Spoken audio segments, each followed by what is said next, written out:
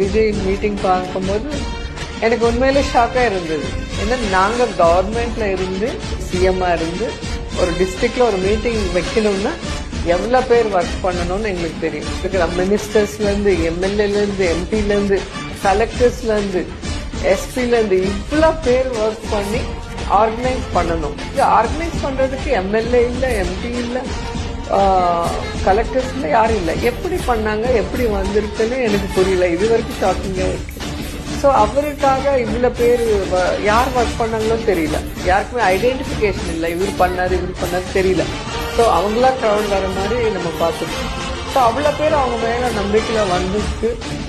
கண்டிப்பாக அவங்க தமிழ்நாடு ஃபுல்லாக பாத யாத்திரை பண்ணி இடத்துல என்ன ஜனங்க உங்ககிட்ட எதிர்பார்க்குறாங்கன்ட்டு விஜய் சார் தெரிஞ்சுக்கிட்டு அது என்ன செய்ய போகிறாங்கன்னு ஒரு மேனிஃபெஸ்டோ இருக்கும் இல்லையா எலெக்ஷன் முன்னாடி, அது கொடுக்கும்போது தான் ஜனங்களுக்கு கிளியராக புரியும். அதுக்கு விஜய் சார் ரெடியாக இருக்குன்னா கண்டிப்பாக பிளஸ் பண்ணுவாங்க ஜனங்க.